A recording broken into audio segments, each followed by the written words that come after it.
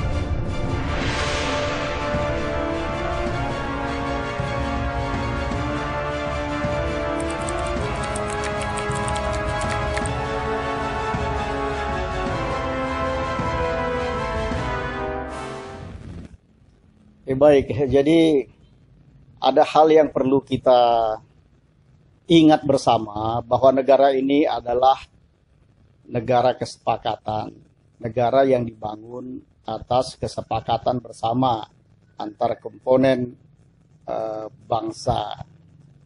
Kesepakatan itu dituangkan di dalam pembukaan Undang-Undang Dasar 45, yaitu mengenai dasar falsafah negara yang merdeka ini. Di dalam pembukaan Undang Dasar 45 itu disebutkanlah ya, apa tujuan kita merdeka, apa cita-cita kita sebagai Indonesia merdeka, dan apa landasan-landasannya. Nah, itu sebagai kalimatut tawa, ya, titik temu di antara kita semua yang bersepakat. Nah, belakangan ini kita kenal dengan Pancasila. Kata-kata Pancasila ini karena memang dasar dari negara ini dibangun atas 5 dasar. Walaupun di pembukaan itu tak disebut dengan nama Pancasila, tapi nama Pancasila itu sudah dipopulerkan sejak tahun 1945, yaitu pada rapat terakhir dari BPUPKI, Badan Penyelidik Usaha Kemerdekaan Indonesia, 1 Juni 1945 oleh Bung Karno. Tetapi memang rumusan Pancasila yang dimaksud oleh Bung Karno dalam pidatonya itu berbeda dengan apa yang ada di pembukaan Undang Dasar 45. Itu yang harus kita pahami. Jadi kenapa saya mengatakan Indonesia ini akan bubar kalau rancangan undang-undang haluan ideologi Pancasila ini diundangkan? Karena justru rancangan undang-undang haluan ideologi Pancasila itu menggunakan Pancasila bukan yang ada di dalam pembukaan Undang-Undang Dasar 45, tetapi menggunakan Pancasila sebagaimana yang dipidatokan oleh Bung Karno pada tanggal 1 Juni 1945. Itu artinya apa? Artinya bahwa kita telah tidak mengingkari kesepakatan kita yang ada di Undang-Undang Dasar 45. Yang 1 Juni 1945 itu masih berupa usulan. Dalam rapat-rapat itu semua komponen masyarakat, komponen bangsa menyampaikan usulan tentang apa falsafah bangsa kita ini kalau nanti merdeka. Nah, pihak sekuler menghendaki negara ini sekuler. Pihak Islam menghendaki ini negara berdasarkan Islam. Ada juga yang meminta ini jadi sosialis. Kira-kira begitu. Nah, oleh Soekarno kemudian dibuatlah Pancasila, 5 dasar. Dasar pertama disebutnya adalah kebangsaan, sosio kebangsaan, kemudian ada sosio internasional, kemudian ada demokrasi, kemudian keadilan, kemudian ketuhanan. Nah itu yang menjadi falsafah yang ditawarkan oleh Soekarno. Tetapi itu masih berupa usulan, belum menjadi kesepakatan. Oleh karenanya belum bisa menjadi dasar hukum. Kenapa saya katakan ini baru usulan dan belum diterima oleh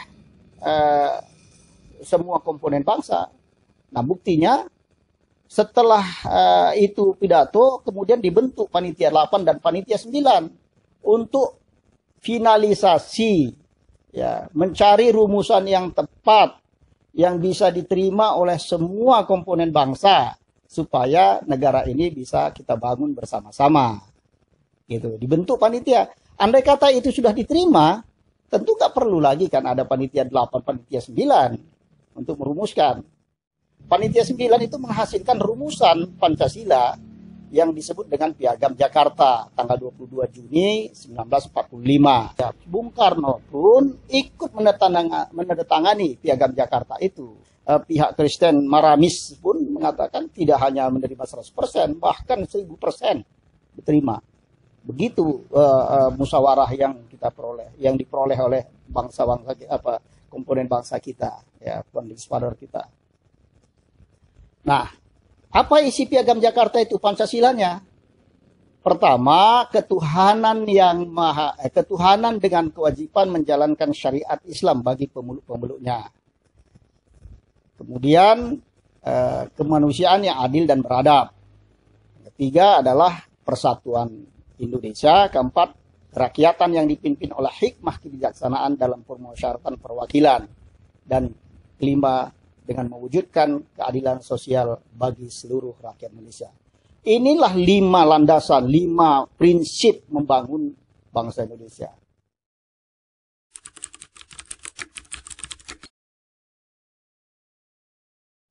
Ya, saya mau melanjutkan sedikit. Ya, setelah kita merdeka 17 Agustus, tanggal 18-nya pihak orang-orang Kristen dari timur tidak ingin ikut merdeka, tidak ingin ikut bergabung dengan Republik. Andai kata 7 kata dalam Piagam Jakarta, yaitu dengan mewujudkan menjalankan syariat Islam bagi pemeluk-pemeluknya, itu tidak dicoret. Ya, jadi ada tekanan supaya itu dicoret. Padahal itu sudah kesepakatan, ya, sudah kesepakatan. Nah, dan ini kesepakatan pencoretannya itu pun bukan melalui sidang, melalui lobi-lobi. Ya, rasanya tidak, legalitasnya sebenarnya tidak tepat karena sidang harus dibatalkan dengan sidang, ya kan? Ini di luar sidang dicoret. Oke lah, kita tidak begitu tetapi demikianlah umat Islam, ya. Umat Islam itu mengalah demi persatuan, dia coret itu. Ya, dia coret 7 kata dengan kewajiban menjalankan syariat Islam bagi pemeluk-pemeluknya. Nah, itulah kesepakatan terakhir, ya, kompromi terakhir tentang falsafah negara Republik Indonesia. Itulah bentuk Pancasila yang terakhir yang kita sepakati. Ya. Umat Islam pun mau mencoret itu karena ketuhanan itu ditambah dengan kata-kata yang Maha Esa sebagai pengganti dari kewajiban menjalankan syariat bagi pemeluk-pemeluknya. Kita memahami ketuhanan yang Maha Esa itu sebagai tauhid. Qul huwallahu ahad. Nah, di situ. Nah, bagaimana hubungannya dengan rancangan undang-undang haluan ideologi Pancasila? Nah, dalam rancangan undang-undang haluan ideologi Pancasila, justru yang dimaksud Pancasila dalam rancangan itu adalah Pancasila pidato Soekarno. Bukan Pancasila yang kita sepakati bersama sebagaimana termaktub dalam pembukaan Undang-Undang Dasar 45. Jadi, artinya apa? Artinya, pihak sekuler, ya ini saya sebut aja begitu, pihak-pihak Soekarnoisme, ya, atau Soekarnois, ya, belum rela berarti menerima Pancasila yang telah ditandatangani oleh Soekarno sendiri di tanggal 18. Masih menginginkan pidatonya, memaksakan kehendak Pancasila 1 Juni. Nah, di antara 1 Juni, ya, Pancasila 1 Juni berupa pidato yang belum disepakati, yang masih berupa usulan, dengan yang ada di tanda tangan di pembukaan Undang Dasar 45, tantangan di tanggal 18 Agustus, itu rumusannya sangat jauh berbeda. Jauh berbeda. Soekarno menempatkan nasionalisme itu di urutan pertama. Sosionasionalisme pertama kebangsaan. Baru internasionalisme, itu kemanusiaan dianggap. Ketiga, baru persatuan, demokrasi. Kemudian yang terakhir adalah ketuhanan. Pembukaan Undang-Undang 45, ketuhanan itu jelas. Yang dimaksud dengan ketuhanan adalah ketuhanan yang Maha Esa. Bukan sekedar ketuhanan. Ya. Jadi kita sebagai bangsa ini memiliki ketuhanan yang Maha Esa. Bukan sekedar ketuhanan. Itu yang pertama. Yang kedua, bahwa menurut Bung Karno, dan itu yang dipaparkan di dalam rancangan undang-undang haluan ideologi Pancasila itu, bahwa Pancasila itu bisa diperas menjadi trisila. Menjadi trisila. Jadi merupakan kebangsaan, kemudian bla bla bla, dan terakhir yang ketiga itu adalah disebutkan ketuhanan yang berkebudayaan. Nah, ini kan bingung kita. Maksudnya ketuhanan yang kebudayaan apa? Secara orang yang beragama memahaminya bingung ini.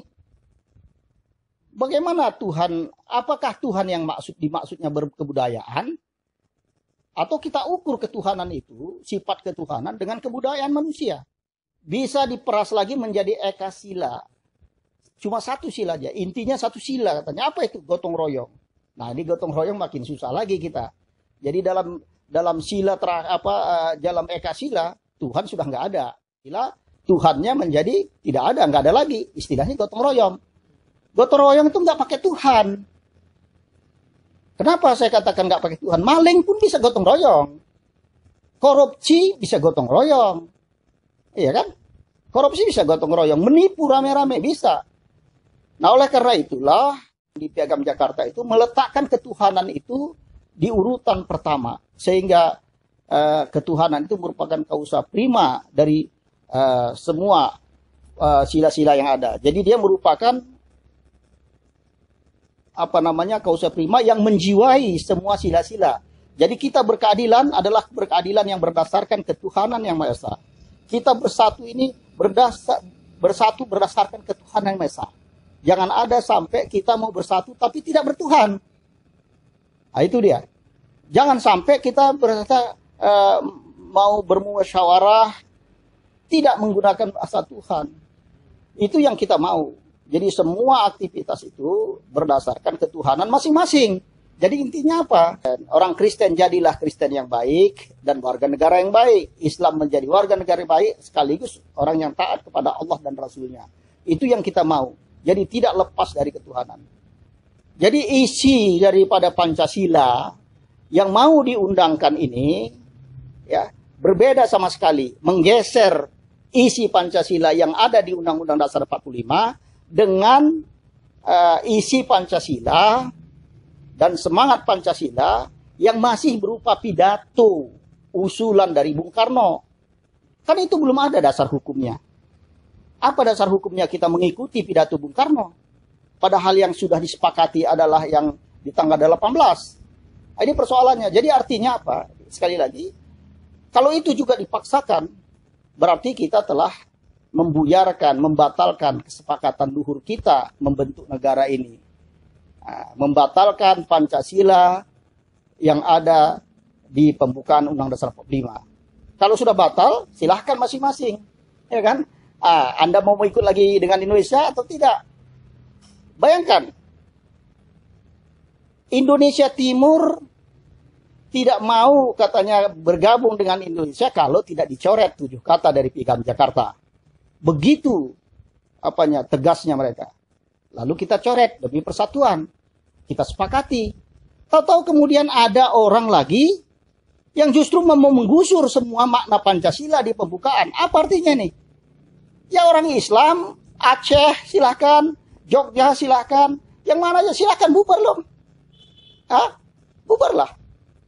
Ini sudah mereka ini yang membuat undangan ini, yang undang-undang ini sudah memang mempersilahkan kita bubar. Mereka mau buat sendiri, walaupun dengan kamuflase seolah-olah perubahan makna Pancasila ini ya legal dengan membuat undang-undang, tapi dasar hukumnya tak legal.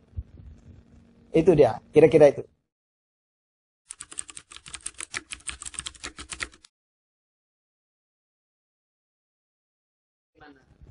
Pertama, memang rumusan Pancasila ya Bung Karno itu ada rumusan sosialis, ya kan, nasionalis sosialis. Memang Soekarno kan pengagum sosialis. Ya, saya tidak sampai mengatakan dia komunis. Karena rumusannya itu adalah menempatkan kebangsaan pertama, internasional kedua, dan ketuhanan di belakang. Ya. Dan dia sebut cuma ketuhanan saja. Nah, kemudian indikasi kedua di dalam situ adalah bahwa sendi pokok dari Pancasila di dalam rancangan undang-undang HIP itu disebutkan adalah keadilan sosial. Nah, itu. Keadilan sosial ini kan macam-macam. Boleh ala sosialis, boleh ala komunis, itu indikasi ya ke arah itu. Jadi saya tidak menolak bahwa itu ada indikasi ke arah itu. Apalagi. Nah, ini kalau dilihat dari segi konsideran untuk membuat undang-undang ini. Kita ingin membicarakan tentang pembentukan undang-undang haluan ideologi Pancasila. Ideologi. Tetapi kita tidak memasukkan satu konsideran yang berkaitan langsung dengan ideologi. Apa itu? Yang berkaitan dengan ideologi secara langsung yang bertentangan dengan Pancasila, yang punya kita pengalaman tentang itu adalah soal komunis. Dan itu ada TAP MPRS nomor 25 tahun 66. Aneh, kok ada yang mau menolak itu? Kalau lupa, kalau tidak termasukkan, diusulkan masuk, barangkali kita paham. Ya, nah, itu artinya lupa atau apa. Tapi kalau kemudian ada upaya-upaya menolak, ini justru tanda tanya sama kita. Kenapa ditolak? Ini kan bicara tentang ideologi. Ya kan? Tantangan ideologi itu, salah satu diantaranya berdasarkan pengalaman kita adalah bahaya laten komunis. Ajaran Marxisme, Leninisme, Maoisme, dan segala macam. Ya, yang berbau komunis. Nah, ada TAP MPR-nya, kenapa tidak masukkan? Justru yang dimasukkan kalau kita lihat misalnya itu ya, itu aneh. Itu yang saya sebut dari undang-undang rancangan undang-undang ini aneh keberadaannya. Konsiderannya itu satu mengenai tugas dan wewenang DPR. Kenapa ini yang disebut? Kenapa tidak Undang-Undang Dasar 45 saja? Ini yang mau dibahas Pancasila, tapi wewenang DPR yang dimasukkan. Ya. Itu Undang-Undang Dasar cuma wewenangnya aja. Yang kedua, tentang penyelenggara TAP MPR tentang penyelenggaraan penyelenggaraan pemerintahan yang bersih dan berwibawa, good governance, ya kan? Nah, yang ketiga itu tentang nepotisme, itu yang apa? Yang keempat tentang agraria. Apa yang mau cerita ini? Cerita ideologi Pancasila. Pancasila itu sumber dari segala sumber hukum. Kok masalah teknis yang dimasukkan di situ? Nah, ideologinya mana? Ideologinya itu salah satu di antara yang paling berbahaya adalah komunis. Kenapa TAP MPR nggak dimasukkan? Nah, yang kedua yang menurut saya berbicara Pancasila, mestinya yang masuk ke situ di TAP MPR di konsiderannya adalah Dekret Presiden 5 Juli 1959. Itu yang harus masuk ke dalam konsideran. Supaya apa masuk itu? Supaya jelas yang dimaksud dengan Pancasila itu yang mana. Gitu loh. Jadi jangan sampai kita mau bicara Pancasila tapi isinya adalah 1 Juni. Padahal Pancasila yang kita pakai adalah mestinya yang kita sepakati itu. Yaitu yang 18 Agustus 1945. Itu yang termaktub di dalam pembukaan Undang-Undang Dasar 45. Nah, Kenapa dekret Presiden 5 Juli harus masuk? 5 Juli 1959. Karena kita pernah mengalami masa-masa tidak menggunakan Undang-Undang Dasar 45, yaitu menggunakan Undang-Undang Dasar Republik Indonesia Serikat. Kemudian Undang-Undang Dasar sementara. Jadi Undang-Undang Dasar 45 nggak berlaku. Masa Dewan Konstituante, pemilihan pertama, pemilu pertama, dibentuk Majelis Konstitusi untuk membuat Undang-Undang Dasar yang baru. Umat Islam tetap ingin ini negara berdasarkan Islam. Atau setidaknya dikembalikan 7 kata itu ya dalam konsep Pancasilanya. Tetapi kemudian oleh Soekarno, terlepas dari bagaimana trik-trik dan apa yang terjadi di situ, kemudian dikeluarkan dekret. Nah, dekret kembali ke Undang-Undang Dasar 45. Itulah dasar kita menggunakan lagi Pancasila. Itu yang harus dimasukkan. Apa yang penting di dalam dekret itu ialah bahwa konsideran yang digunakan oleh Bung Karno untuk mengeluarkan dekret kembali kepada Undang-Undang Dasar 45 itu ialah bahwa Piagam Jakarta itu disebutkan dalam dekretnya itu, bahwa Piagam Jakarta tertanggal 22 Juni 1945 menjiwai Undang-Undang Dasar 45 dan menjadi bagian tak terpisahkan dengan konstitusi itu. Itu kalimat resmi yang bisa dipegang secara hukum. Karena dasar itulah kita umat Islam kembali menerima, kembali mau setuju, sepakat, ya kemudian mau urun rembuk lagi membangun bangsa ini, karena di situ disebutkan Piagam Jakarta itu menjiwai, ya. Ketika dikonfirmasi sama Juanda, Perdana Menteri waktu itu, ya, apa maksud menjiwai ini? Perdana Menteri Juanda mengatakan bahwa umat Islam memaknai ketuhanan Yang Maha Esa itu adalah sebagaimana Piagam Jakarta, yaitu menjalankan kewajiban syariat Islam bagi pemeluk-pemeluknya. Sehingga di pasal 29 Undang-Undang Dasar 45, umat Islam berhak untuk membuat undang-undang sesuai dengan syariat Islam. Itulah makanya umat Islam mau. Makanya sekali lagi saya bilang, andai kata kemudian ini tidak masuk, justru yang dekret presiden ini tidak masuk ke dalam konsideran, justru yang dimasukkan adalah pidato Bung Karno. Nah, inilah yang saya bilang penyelewengan luar biasa. Penyelewengan luar biasa. Ini sudah mengajak Indonesia bubar. Umat Islam terserah, ya. Anggota dewan-dewan kita yang Islam-Islam terserah mau ngapain dia. Asal mau ikut tetap berpegang kepada Pancasila yang sesungguhnya, atau Pancasila yang sudah ditukangi, yang belum ada dasar hukumnya. Oleh karena itu, kalaupun diundangkan ini sebetulnya, rancangan undang-undang haluan ideologi Pancasila ini, dia nggak punya dasar hukum nih. Atas dasar hukum apa dia menggunakan Pancasila itu? Gitu kira-kira.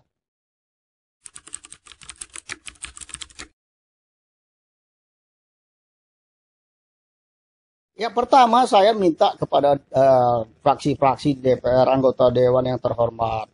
Udahlah, nggak usah cerita lagi ideologi Pancasila. Pancasila itu falsafah negara dan itu sudah final. Dari dulu kan diteriakkan Pancasila sudah final. Ya kan? Sudah final.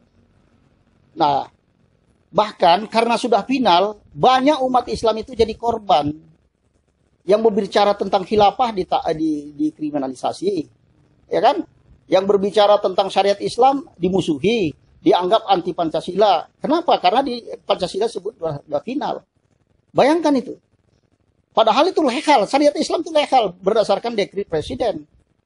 Tapi dianggap karena sudah final nggak boleh macam-macam, ya. Maka dimusuhi dan segala macam itu. Dituduh kita dipojokkan segala macam.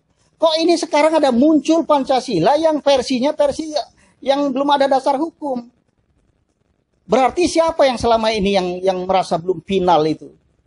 Ini sama bahayanya. Kalau ada orang memaksakan Pancasila itu adalah Pancasila 1 Juni, ini perlu saya catat dan mohon diapakan sama teman-teman semua di DPR. Kalau Pancasila yang dimaksud ada dipaksakan adalah Pancasila 1 Juni, itu artinya umat Islam berhak memaksakan juga Pancasila itu adalah piagam Jakarta. Dan kita masih berhak menuntut negara ini negara Islam. Karena itu masih usulan. Artinya kita sudah mengabaikan kesepakatan kita kembali kepada masa-masa kita berdebat. Ya kan? Masa berdebat, masa berusul. Mereka mengusulkan lagi sekarang ini Pancasila 1 Juni yang belum diterima itu. Maka itu artinya umat Islam pun berhak menyatakan negara ini harus berdasarkan Islam. Itu dia. Kan bubar kita jadinya. Betul lah? Betul. Ini yang berbahaya. Saya katakan, udahlah, tutuplah buku. Ya. Ini berbahaya orang-orang yang masih berpikir bahwa ini harus dikembalikan ke 1 Juni. Berbahaya. Kalaupun nanti pegangan teman-teman, kenapa harus 1 Juni adalah dasar ketetapan Presiden bahwa 1 Juni itu adalah lahirnya Pancasila. Itu bukan dasar hukum untuk kan menjadikan Pancasila itu seperti yang di 1 Juni. Ya kan? Walaupun secara akademik keputusan Presiden itu bisa diperdebatkan, debatable sangat itu, ya kan? Nah, saya setuju kalau 1 Juni itu bukan lahirnya Pancasila, tetapi Hari Pancasila boleh. Karena nama Pancasila diumumkan waktu Hari Pancasila. Tapi hari lahirnya adalah hari kesepakatan ditandatangani. Belum ditandatangani, konsepnya kok sudah dibilang lahir, ya kan? Maka yang lahir itu tanggal 18. Kalaupun tidak mau dengan Piagam Jakarta, 22 Juni 1945. Oke, 18. Itu hari lahirnya. Nah, tetapi kalau secara politik ya terserahlah siapa yang berkuasa kan, maka dibuatlah 1 Juni hari lahir. Walaupun itu saya bilang secara akademik bisa diperdebatkan yang sangat lemah argumentasinya. Tetapi itu juga tidak otomatis menyatakan bahwa 1 Juni itu adalah menjadi dasar hukum bahwa itulah Pancasila kita. Apakah dengan itu kemudian kita mau melupakan yang sudah kita tanda tangani? Ya kan, kesepakatan kita. Jadi saya melihat ada kalangan-kalangan Soekarnois ini, ya, atau katakanlah pengikut Soekarno aja barangkali tidak begitu menyatakannya, ya, karena dekretnya sudah jelas kan, ya, Piagam Jakarta itu menjiwai. Nah, kalangan Soekarno atau ada orang-orang yang mau memanfaatkan nama besar Soekarno, ya, untuk kepentingan politiknya, mengganggu lagi stabilitas Pancasila ini. Mereka belum rela menerima Pancasila ini. Ya. Jadi bukan umat Islam sebetulnya yang mau mengganggu Pancasila. Inilah bukti bahwa ada orang-orang ekstremis yang mau mengganggu Pancasila, yang mau mengganti Pancasila. Dan ini yang mestinya diwaspadai oleh Anda telah menyaksikan Masyumi Reborn News. Nantikan kabar menarik lainnya seputar pergerakan Masyumi Reborn dari seluruh pelosok tanah air. Hanya di Masyumi TV, televisi media sosial milik umat Islam. Wassalamualaikum warahmatullahi wabarakatuh.